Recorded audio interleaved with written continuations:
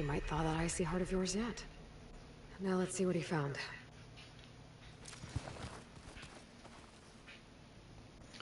Okay, so this is for anyone who wants to know a little bit about characters and story and a little bit about story.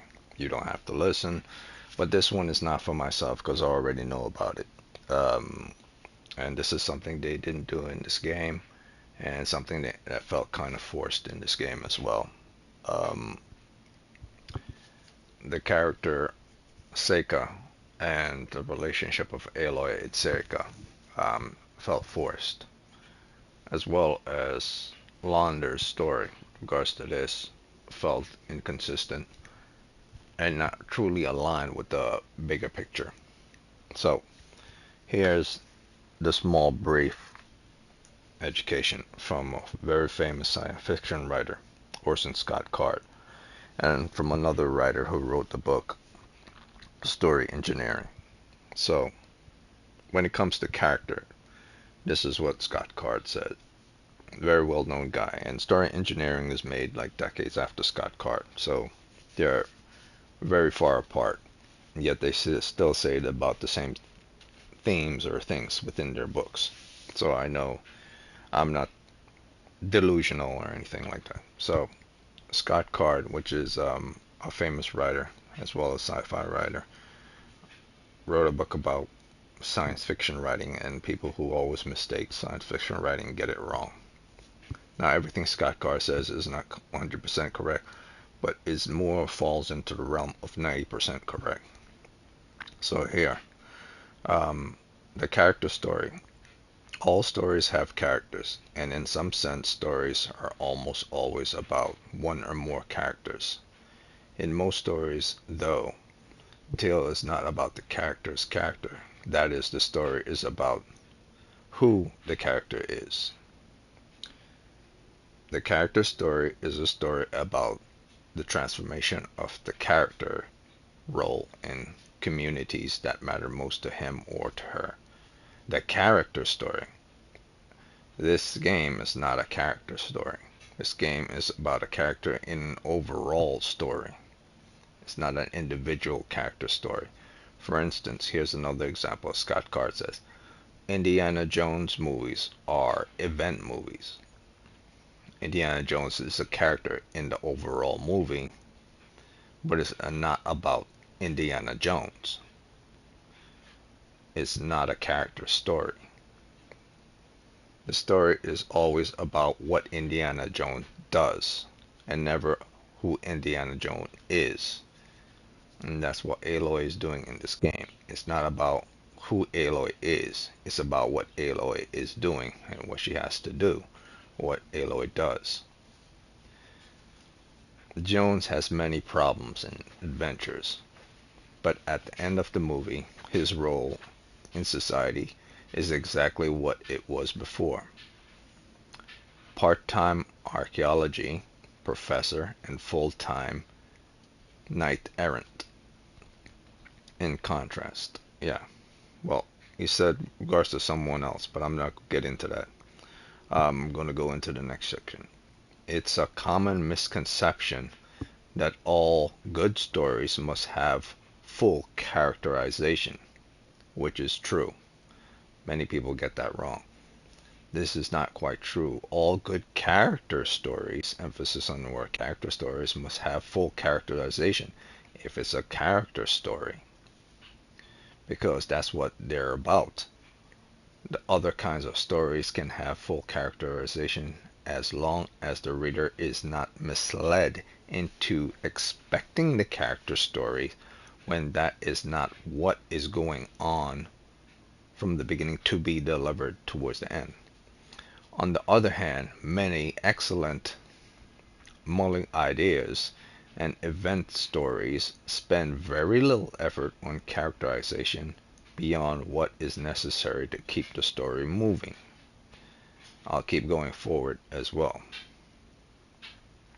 Having said that, Orson Scott said, having said that, I must also point out that to be taken seriously as a writer, and this is very important, to be taken seriously as a writer and not just a writer of speculative fiction, you must you must be able to draw interesting and believable characters, and most stories you must have improvement towards the, or should I say, the author must improve his skill set with regards to characterization. So it's not just about creating believable characters, but he must improve in his stories his skill set towards characterization. Show not just the believable characters, but the execution of that believable characters in relation to characterization. Because if you cannot execute it correctly, it doesn't matter if it's believable or not. Here's a good example what Scott Card also says. The story begins, let's say we are going on a character story. The structure of a character story is as simple as any other character story. The story begins at the moment when the main character becomes so unhappy, impatient, and angry in his present role, he or she begins to process a change, and it ends when the character either settles into new role, happily or not, and gives up the struggle and remains in the old role, happily or not. Just as mystery readers give authors a little leeway at the beginning to establish the detective and the situation in which the murder arises, as also the reader of character stories will accept the narrative equivalent of an establishing shot. This is also true. And then finally, I'll get into it. Says here, character in order to kinds of stories to change. This is not because we want the adventure. No. Final battle, event stories. It goes into event stories.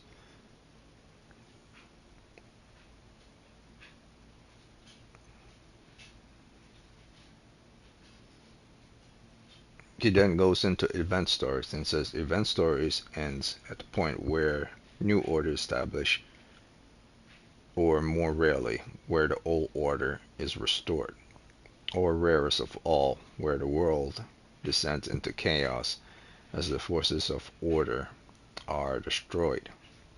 Macbeth is an eccentric in the main character of the source of this order rather than the opponent. Yet, it doesn't begin with the murder of the king.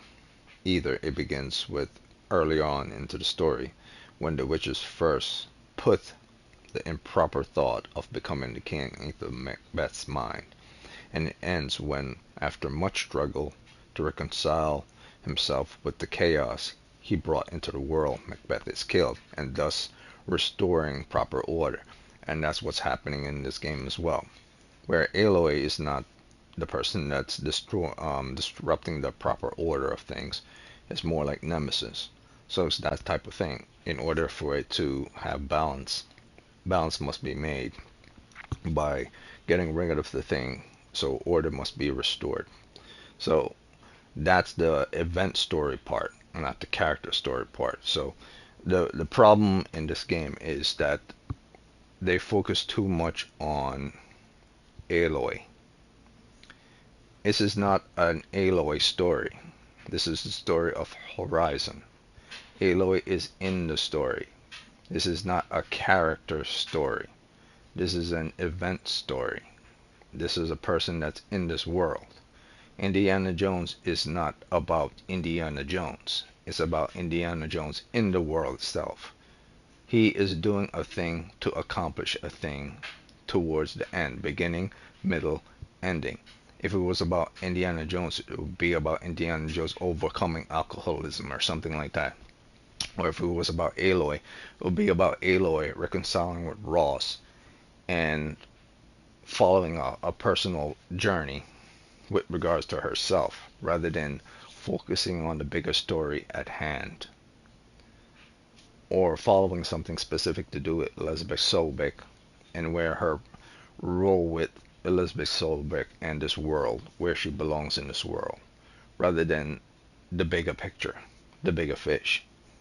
So when the story has something like Seika involved in it and pushed into it, it now takes you away from the bigger picture and focus the attention on Aloy and Seika, thus deviating from its path of the main big picture in order to have that moment in time where they're communicating with each other. And that is fine and dandy if it's done once and only once. If there's something is called two's company, three's a crowd, that is essential in everything in life. It was hinted twice in this game. It was hinted at the beginning when you first met Seika, the 25% marker, and then on the beach scene when they actually physically sat down with Seika and they're showing interest with each other. There were two hints that were given in the game, or two moments in the game that they were interested in each other.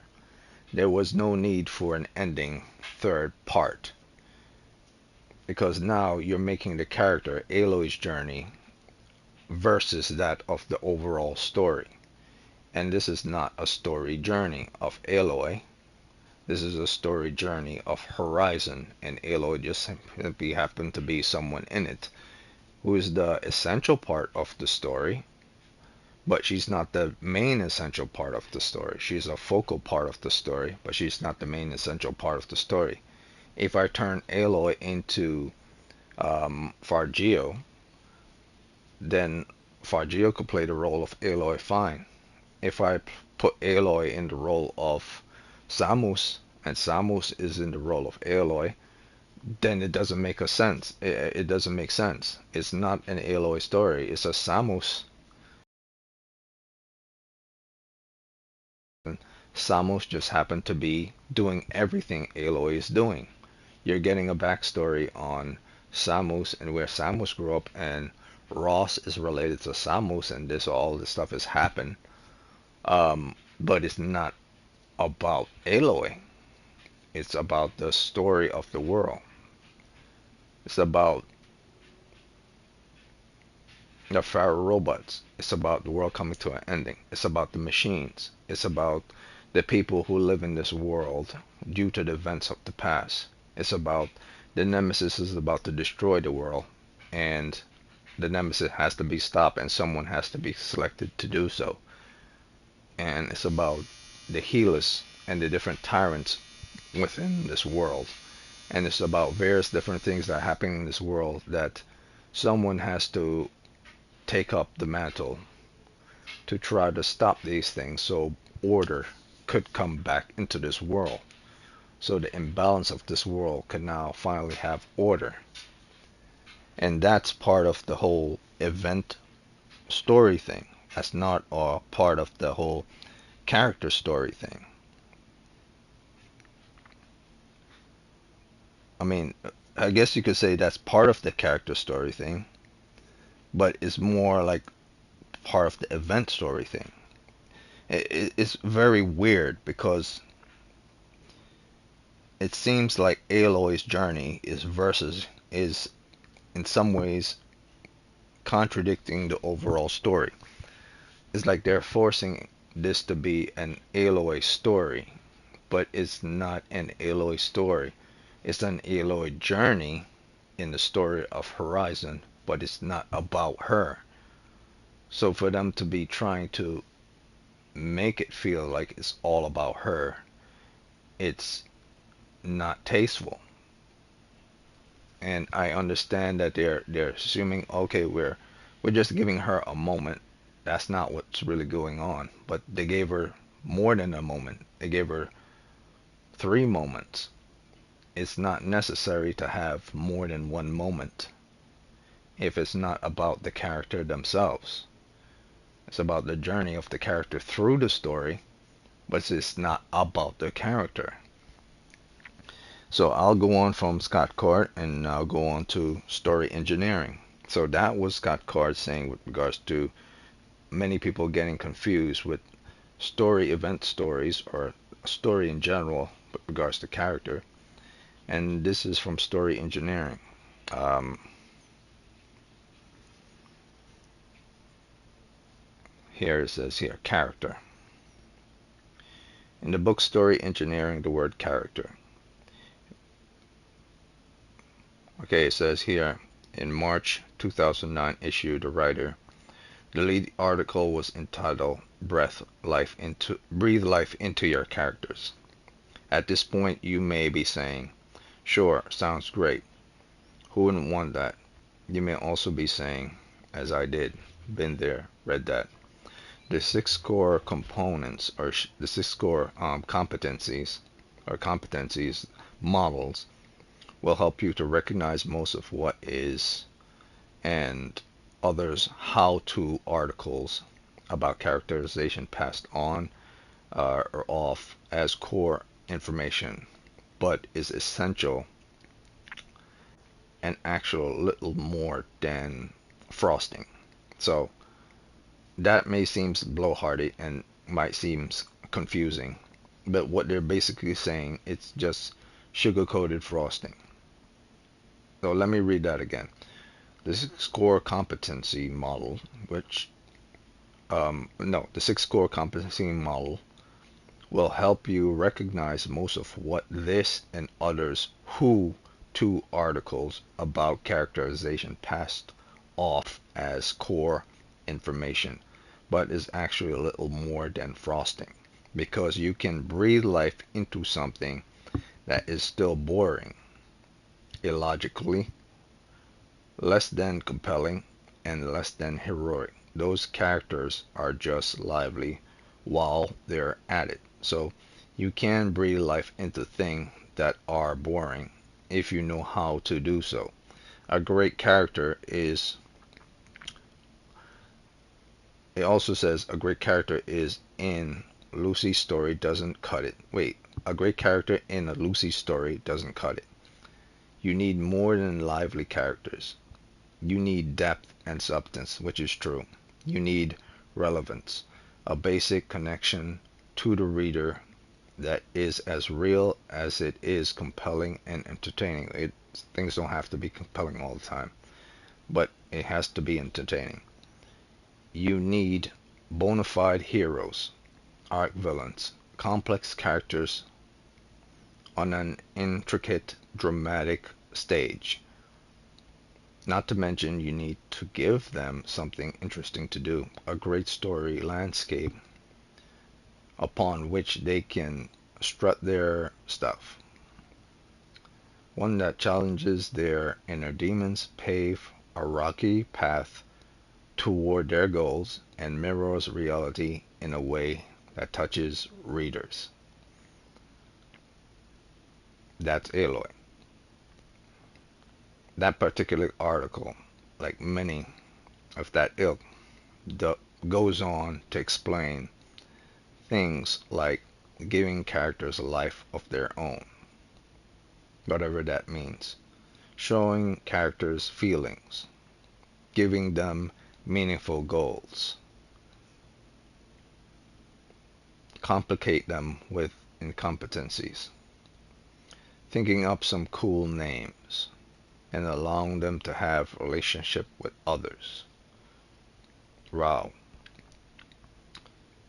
You deserve better. That's what the story engineering says. You deserve better. You deserve a foundational understanding of character and a set of tools, critiques, criterias, checklists that will help you develop rich and compelling characters. So, story engineering is saying when you're creating a character, you deserve a fundamental understanding of the character and a set of tools, criteria, and checklists that will help you develop rich and compelling characters. So you deserve to understand Aloy. You deserve to understand the tools that comes with Aloy, the criteria that Aloy follows, and the checklist that will help you develop the rich and compelling character that is Aloy.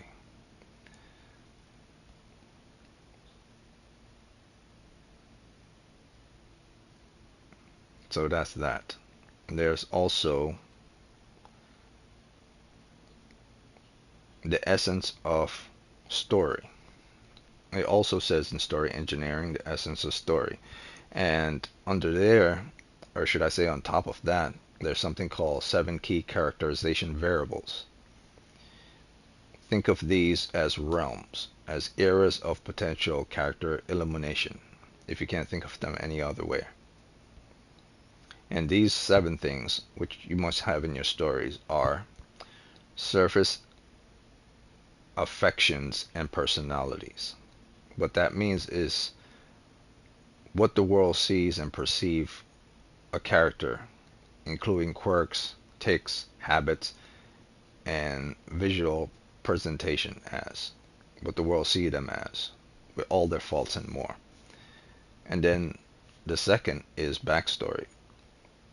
All that happened in the character's life before the story begins and comprises and makes him or her who they are now.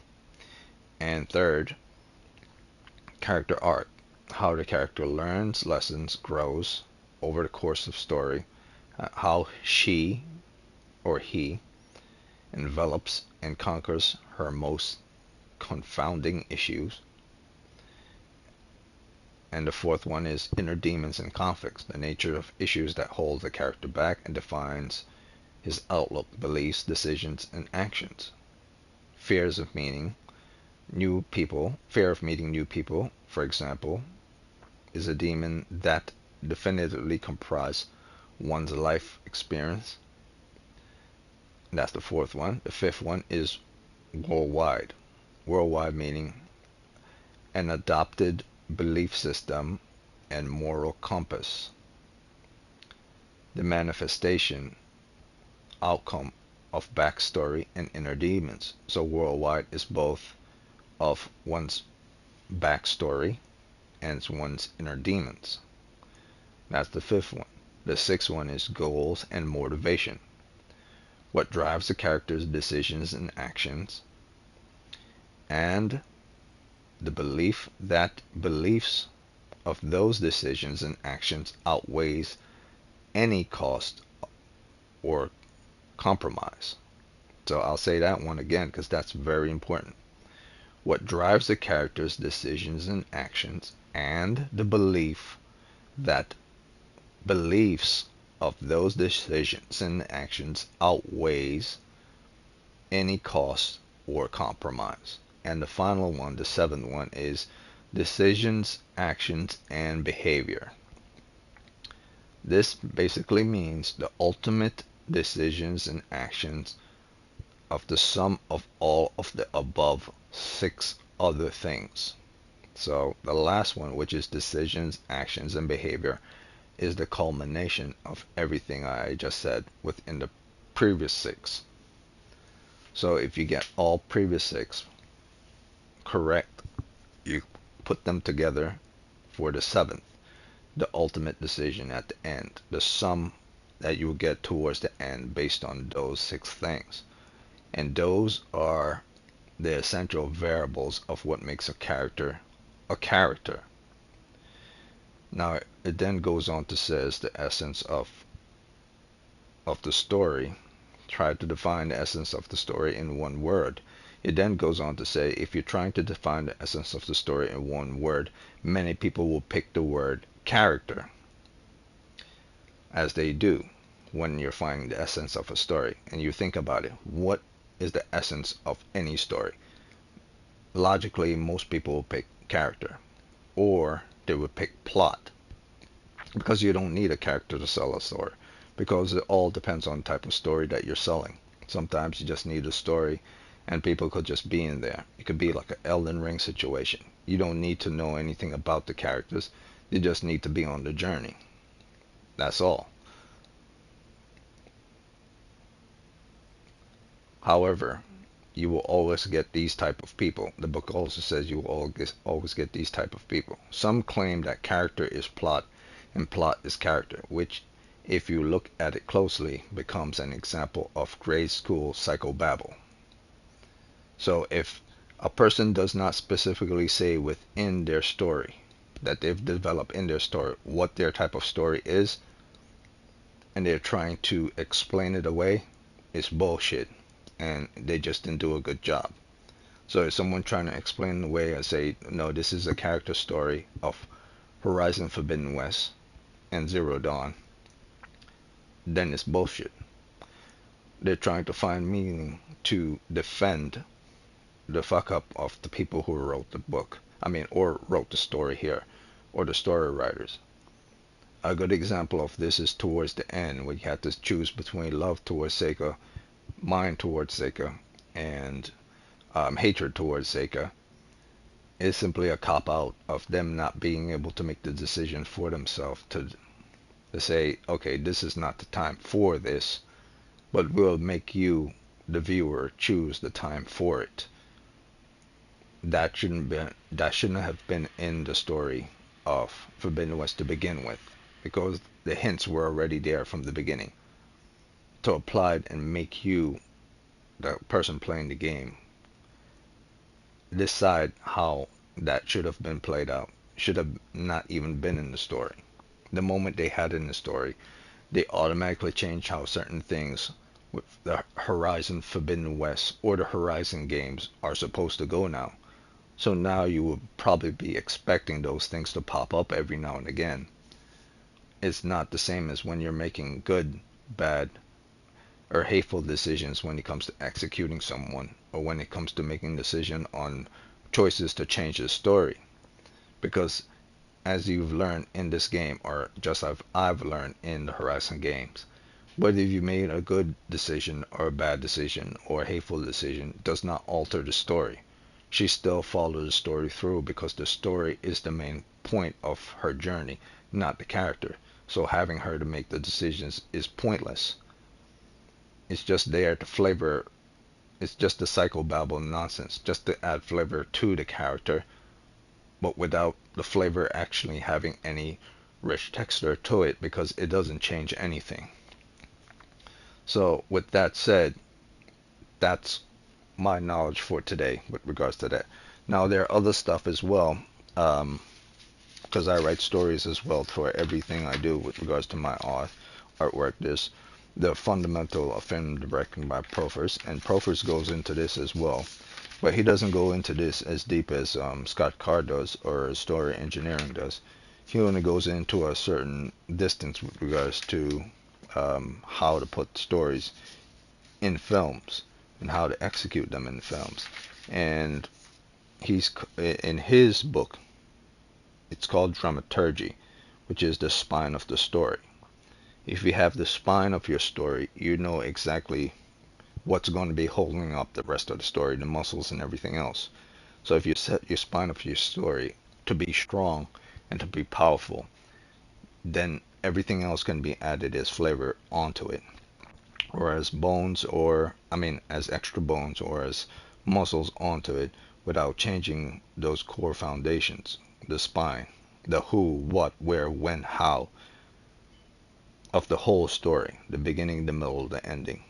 So if something has a balance of power and that balance of power is shifted from one side to the next, it's up to you, the writer, in order to put that balance back in order, or you to kick that balance from that order for it to be disordered. But if it's going to be disordered, then the whole point of the story is to create that disorder.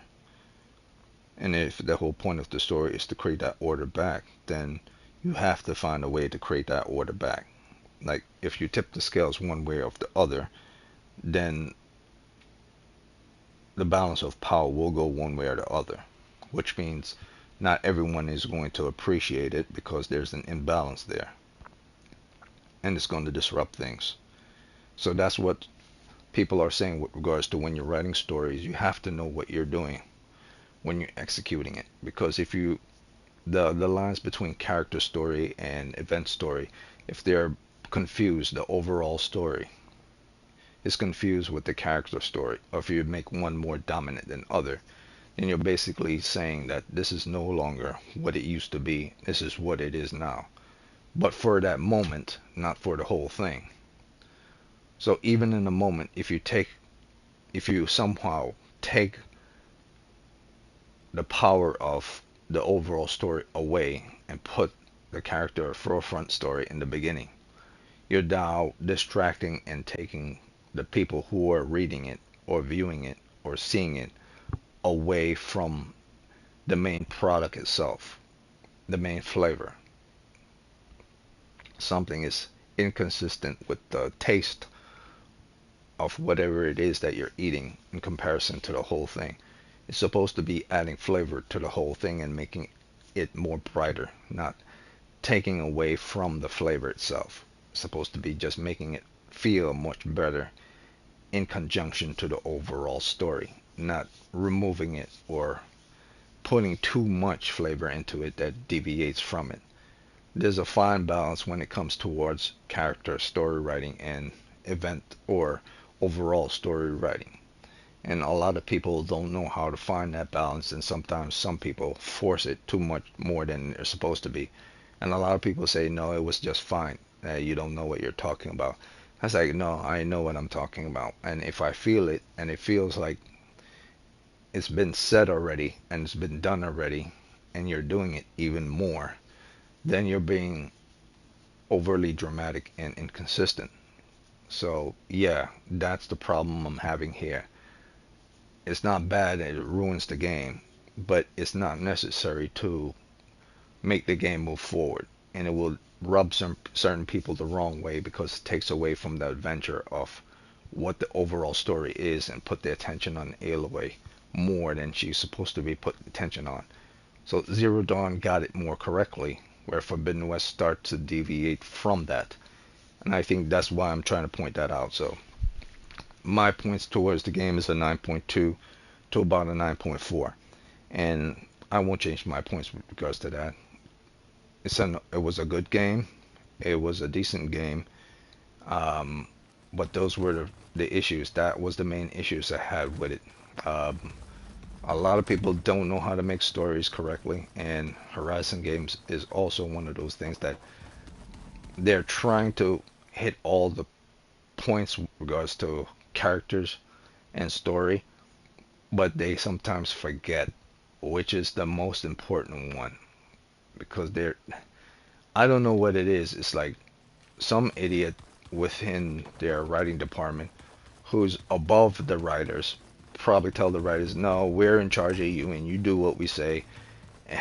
This is what happens when you have too many chiefs, um, too many cooks in the kitchen, or too many chefs in the kitchen, or you have the big boys getting the final say. That doesn't really make sense because they're more concerned with money value or recognition or whatever they're doing the things that they're doing for. So that said, I just wanted to give my final thoughts with regards to that and to drop a little education on what those things are, and where I got this information from. It didn't blow smoke up my ass. I didn't just spitball these things. I didn't just bring them out of or just saying them to say them.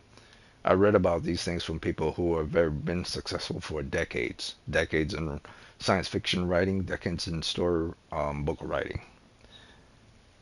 and those who have experience in both film and in storyboard writing. So these aren't just words. These aren't my words that I'm stating that I believe are correct. These are the words of other people. So if you say I don't know what I'm talking about, you're also saying Proferes don't know what he's talking about. And you're also saying Scott Card doesn't know what he's talking about. And you're also saying storyboard engineering. If I remember clearly, what the hell? Um, Terry Brooks. Or no, wait. It's not Terry Brooks. Terry Brooks is Sharandar. Let me... Did I forget his name? Larry Brooks. I'm mixing Terry Brooks, the Sharandar writer, with Larry Brooks. Larry Brooks is the guy that wrote Mastering Six Core Competencies of Storyboard or Story Writing, Successful Writing.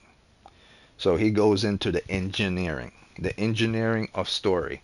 So unless you have a degree in creative writing and storyboard writing, you cannot tell me I'm wrong, because then you're telling Larry Brooks that he's wrong, and you're telling Orson Scott Card that he's wrong, and then you're telling Proferes that he's wrong. So I know I'm not wrong, because if I'm wrong, then those motherfuckers are wrong too. Now I hate to use the word motherfuckers, but I'm using the extreme word to insult those who would probably say I'm completely wrong with these things, or how I execute the word of saying certain things, or how I explain things away is different from how the books explain it. But I literally just read a section of a chapter in the book just to point that out. So I'm not wrong, because if I'm wrong, then they're wrong as well. So that's all I got to say about that. How you want to see these things and how you want to execute these things and how you want to believe it is up to you. If you believe I'm wrong, that's fine. You have a right to your own opinion. If you believe I'm right, that's also fine. You have a right to your own opinion. How I speak, how I sound, how I talk, how I say certain things, whether I stutter, whether I sound like I don't know what I'm talking about, whether I sound like I'm complaining, has nothing to do with my knowledge of a thing. Because a person could be disabled and be stuttering or sound like they're the dumbest person on the planet, but they could have a GPA of 4.0 or 3.8, and their knowledge could still be strong. So knowing things and sounding like you know something, or sounding like you don't know something, or sounding like you're just ranting and going on, how a person sounds, how a person say things, does not mean they don't know the thing. That's why I'm always fascinated with people who think they know things based on how someone sounds and what someone says. It never occurred to them to actually do the research. They just go straight into, no, that person sounds stupid. Like, yeah, uh, read, my guy. Read. If you don't want to read a book, read as many internet articles from people who are legit first, and then come back to me. And I know this for a fact that there have been a couple of people who've seen this video, whether they're famous or popular or they're just nobodies. I know they've watched it. How I know they've watched it, because I've seen their videos saying stuff with regards to things that I've said in this video, whether it's mine or whether it's someone else's video, and it's not necessarily mine, it's someone who says the same thing as mine. It's, you could pretty much say it's kind of mine, because if they're saying the exact same thing I'm saying, then that means it's mine. So that said, I'm done. I'm out, and I'm calling it a day.